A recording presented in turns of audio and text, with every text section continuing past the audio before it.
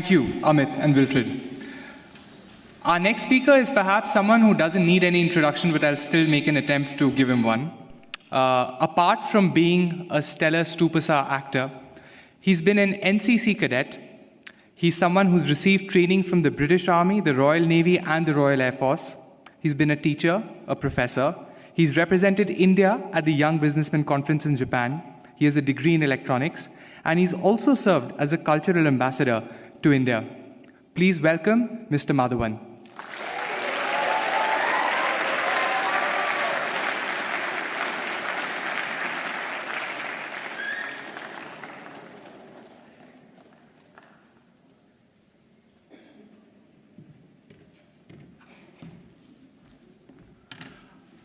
Oh, well, let me just get set up right now. Big speech.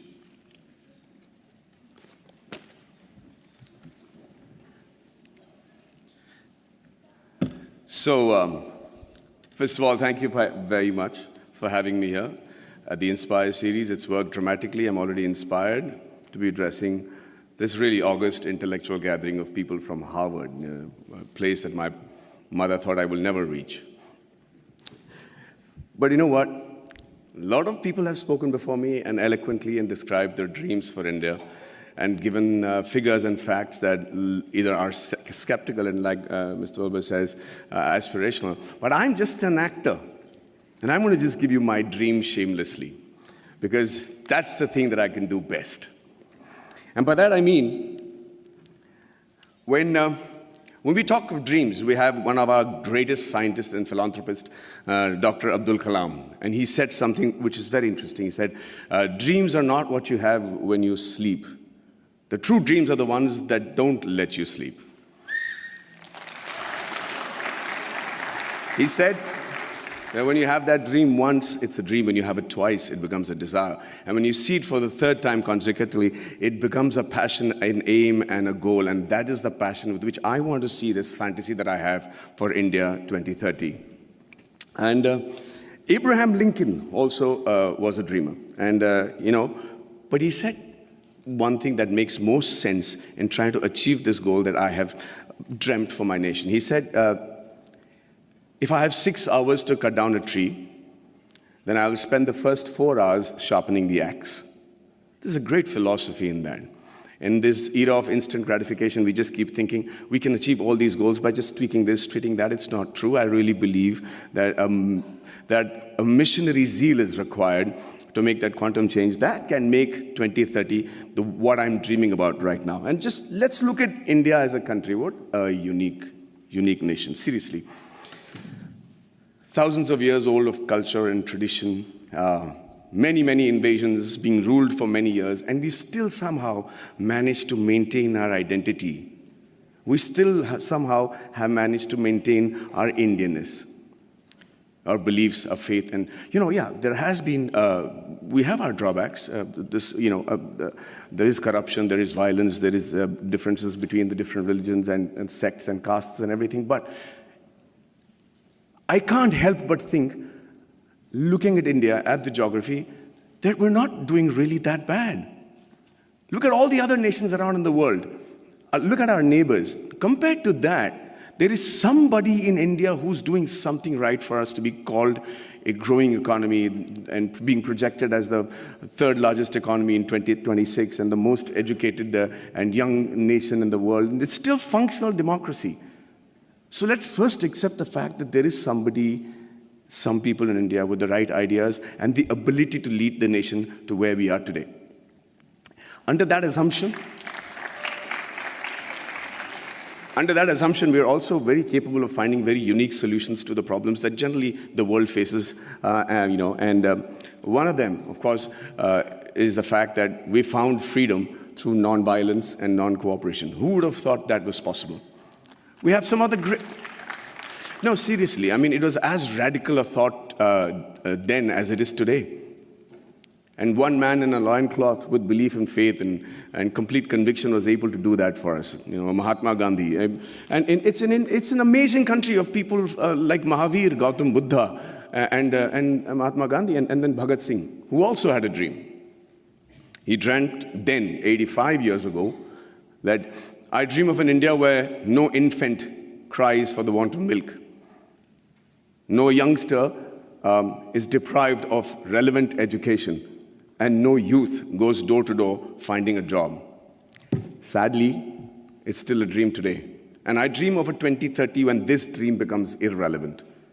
I dream of a 2030 when everybody is so equally satisfied with what they're doing that they're able to actually devote more time back to art and culture, which is another great important aspect of our country. Now, for that to happen, we need to be a healthy nation.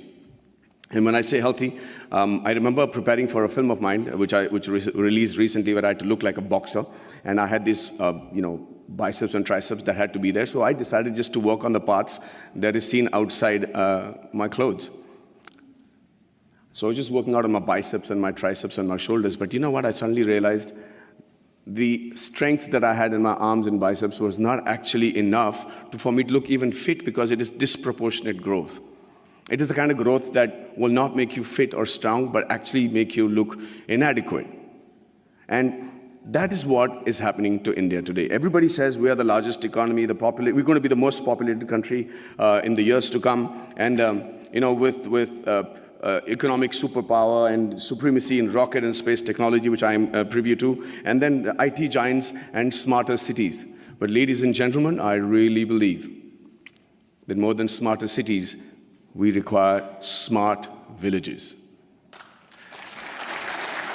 And this is going to be primarily what I talk about today. You know, a nation is only as strong as its weakest link, and rural India is our weakest link. See, it's important that that growth and progress goes hand in hand with the villages also getting onto the same train towards economic freedom, superpowerdom, all the terms that have been coined for a successful country. But that is not happening. The reason being, we're beginning to ignore them. We're beginning to actually believe that, this is a very interesting line that I've found, where they say that everybody believes that they know what is required for getting the underprivileged and the poor up to speed with the rest of the country, okay? And we always start assuming that this is what they want. This is how we can help the poor and the villages, and this is what they need. And we can't be more wrong. Because when you assume, and as the spelling goes, you make an ass of you and me. I'm going to tell you how that happened to a friend of mine. His name was, he's a very profound doctor, a gastroenterologist, and he got a call from his patient, Mr. Abdul, who said, Dr. Saab, my wife is really, really ill, and she's got a big stomach ache, and she can't sit, and she can't sleep, and she's in big pain. Can I come and visit you? And he said, yeah, by all means. And like all patients today, he has done his research, he's gone into the internet, and he said, usko ye ho sakta hai, wo ho sakta hai. And the doctor said, don't worry, let me handle it. And he checked her out, and he said, she has an infected appendix, so I have to do a surgery, and she'll be fine. The surgery was done, he was fine, and Abdul was a happy man. 1 year later, he calls back the doctor and says, sir, my wife has got a stomachache, please do the appendix operation, she'll be fine. Dr. Manoj said, listen, I'm the doctor, let me diagnose what I have to, please bring her to the clinic and we'll fix it up. He says, yes sir, fix up that operation date, we'll do it in half an hour and we'll be back, just she needs her appendix removed. So now he's losing his patience. He says, let me do the diagnosis, Abdul, bring her to the clinic. And he's still insisting, and finally the doctor lost it and he said, listen, I'm the doctor, and let me tell you that every human being has only one appendix, and I've already taken out the appendix. So please don't tell me how to do my job. Abdul waited very patiently for the doctor to finish with his assumptions, and then he shot back very meekly. He said, sir, I agree with you. Every human being can have one appendix, but a man can have two wives, right?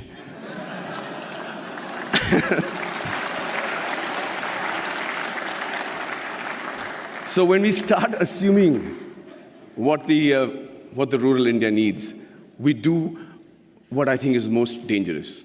In my vast experiences of shooting in really rural Indias, and villages and small kugramams, like they call it in Tamil, really small places, I realized, shockingly, that the biggest financial burden for a person of this particular village, would you all be able to guess what his biggest financial burden is?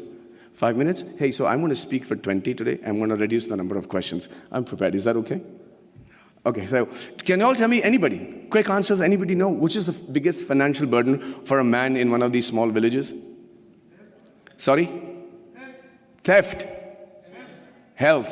Okay. No, not health, not the marriage of a daughter, not education, not, sorry? Liquor. Thank you for reminding me. No. Say that again. Dowry. No. No. No. No. Oh, let me put you out of your misery. No, I'm saying, what does he need financial assistance for? The answer is the untimely death of a relative, of a senior in their family. That is the one occasion he can't prepare for. That is one occasion where the ceremony demands that he spend a certain amount of money, feed a certain amount of people, use the funeral the expenditures, and that's where he takes the loan, and that's where he gets indebted, and that's where, to escape that particular embarrassment and humility of not having the ability to perform the function every year as is expected of the Indian tradition, that he decides to leave the village because he's made to feel inadequate. Lord Mickle had in 1735 had spoken in the British Parliament and said the only way to rule India is to make the men there feel inadequate. He said, and truly so, that unless he feels that what he has is lesser than what others have, you will not be able to rule him. And within a very short period, they proved themselves right. The rural India today is feeling inadequate. They're feeling like they're not even part of our country. And what happens with that is, they start then looking at opportunities in villages and saying better education, better health, better lifestyle, and no humility for not having performed the funeral properly. They decide to give up who they are and move to the cities. And who they are is what is more important for us to understand. Who they are actually the timekeepers and the bookkeepers of our deep-rooted traditional culture and stories. You should see how tradition and culture flourishes in a happy village in India. We don't have psychiatrists as a big fashion thing in India, and they still manage to maintain a great level of sanity. There's a great phrase from the poem If by Rudyard Kipling, where it says, dream but not make dreams your master, think but not make thoughts your aim. Meet with triumph and disaster and treat those two impostors just the same. It's very easy to say it, but how do you treat those two impostors just the same? The answer lies in the tradition and the culture and the books and the epics that are so prominent and predominant in our country. The Bhagavad Gita, the Quran, the interpretation of that in the subcontinent, the Bible, the Guru Granth Sahib, the granny stories. And you know how to handle the diversities and the setbacks, and you're able to sit back, reassemble yourself, come back and fight with the same glory again. And when you don't give a villager that, you're depriving him, we're depriving ourselves of what I think is one of the most important survival tools in today's world, which is the culture and tradition. So I dream of a 2030 where rural India is as developed as the rest of the world, was as aspirational as the rest of India, and where the villager is provided with the same opportunities as it is available in the cities. And after a hard day's work, a villager is actually able to come back, sit down, have a drink, put his feet up, and start thinking about art and culture and poetry. That would be a dream that I have for 2030, a practical dream that I have for 2030. And the dreams that your parents and my parents had when we were in college, urban middle class, where everything revolved around the boy studying hard, getting into a technical college of a repute, and then getting into a reputed management college, and finally, the green card. And if it was the girl, then it was a spouse with a green card. I dream of a 2030 where students the world over will dream of a blue card, will dream of having once actually come to India and study and imbibe the knowledge that we have as a nation. It used to be true. We were the first university in the world. Nalanda was a university where people came in from far and wide. So it's not a pipe dream. It's a practical dream that I have, and I think that's easily attainable. And finally, before I wind up, I think I dream of a 2030 where we have a meritocratic electoral base which selects its leaders and whose leaders believe that it is more important to serve with a missionary zeal to serve the nation rather than rule it. You know, there is another stanza from the same poem which says that if they have the ability to talk to the crowds, yet keep your virtue, walk with kings nor lose the common touch, if neither good friends nor foes can hurt you, yet all men count with you, but none too much. If only the politicians understood the gist of that line, we would have a progressive country by 2030 where we'll all be proud of not just the way the country is running, but also proud about our politicians. And finally, you know, I'm an actor. And the dream that I have for myself is that in 2030, I'm as relevant, I'm as handsome, hopefully, but if age was to catch up, then they probably would have mapped my face by then and used technology to make me look as young or old as the role desired me to look, and I'm still able to romance the pretty young things that will be part of the industry in 2030.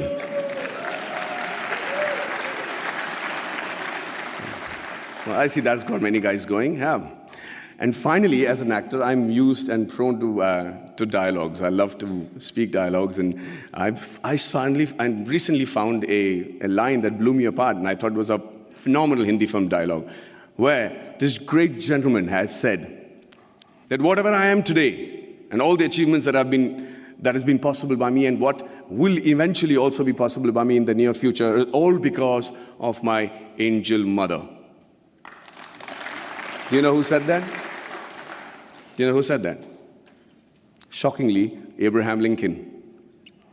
So I dream of a 2030 where every Indian says the exact same thing about his mother, and not just about his mother, but also about his motherland. And also,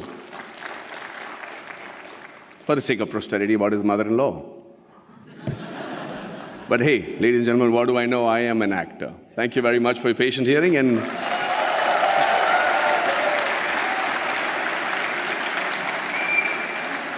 if I'm looking wise enough, I'm open to questions. Okay, wait, okay, is this, okay, it works. Okay, sorry, I wrote my question down. Okay. Give us some water. Okay, sorry. I've been trying to do this for 2 days. I've been low-key stalking you. Okay, first of all, I want to say I'm a huge fan. I wrote it down. I look weird. Okay, first of all, I'm a Tamil American, but I grew up on Ale Payute and Menale, and I'm like a huge fan of yours. And I have a question, and it is, given that you have, this is an actor-related question because you're an actor, given that you have done a very good job at portraying diverse aspects of the Tamil experience in Kollywood, in recent years, Bollywood actors have started trying to represent South Indians, especially Tamils and Tamil Brahmins. Would you be interested in or feel pressured into taking on a stereotypical South Indian role if offered to you? Do I dare ask her to repeat that? Because I couldn't hear you properly. I'm so sorry. No, I understood just the question, if you can tell me, okay. Please. Sorry. Okay. Would you be interested, if offered to you in Bollywood, to take on a Tamil Brahmin or a South Indian role in general? Will I be willing to take on a South Indian Brahmin or a Tamil role in a Hindi film? In a Bollywood film? Is that what your question is, ma'am? Of course. I mean, if the money is right. But would you be like worried about like maybe being in a stereotypical, like? No, I think, you know, it's a very honest question, but I think this stereotypical is too burdened a word for everything that we use today. You know, it's politically correct and everything, but it doesn't really have any effect in my opinion, because I'll tell you, I have to listen to a story, I have to be convinced that this is going to work for my audiences, and I have to be convinced that the producer is able to pay me by the end of the day, and lo and behold, I am a Tamil Brahmin in a Hindi film, no problem. Really. Well, thank you so much for your for the excitement. Okay. Hi. Hi. So I actually wanted to ask you this yesterday, but there was like a mob, so. So this doesn't qualify. This is yesterday's question. Yeah, exactly. So my name is Pranati, and I actually grew up in Mumbai, like a lot of other people, and watched a lot of your movies. And I'm a vegetarian as well. Okay. So I really admired how you advocated for animal rights. But my question's actually about Three Idiots. So you spoke about how a lot of your acting roles was based on your experience. So I was wondering, because Three Idiots really does touch on a really important point that in the Indian education system, there is a lot of pressure, and this pressure can result in a lot of suicides by students. So I was wondering, how did your personal experience, because you did mention how you knew from the start that you did not want to be an engineer, so how did you channel that into your acting? Okay, so thank you for the question. See, the thing is, what I tried to show in Three Idiots was actually what happened at home. My dad was distraught that I didn't want to pursue engineering as a career or even join an engineering college, and I had to tell him that I knew what I didn't want to do is not become an engineer. But let me tell you this, the thing that we said about in Three Idiots. I do agree that there's undue pressure on the education system and amongst the families for their children to excel. But that's not necessarily bad. I think it's important to have pressure at that age. I don't think that an examination and failing an exam because you're not able to reproduce what you remembered at the right time, at that particular moment of time in your life, is a measure of how successful you will be the rest of your life. But it's also a measure of your tenacity to be able to reproduce that under pressure, which is going to be something that you'll be doing every day of your professional life. So, yeah, let's not underrate that pressure. But at the same time, I think it's important for parents to know that that is not the be-all and end-all, and that is not a death warrant that you've signed just because you flunked on a particular subject. Thank you. I'm done. Well, thank you so much for the patient hearing, and have a great evening, ladies and gentlemen.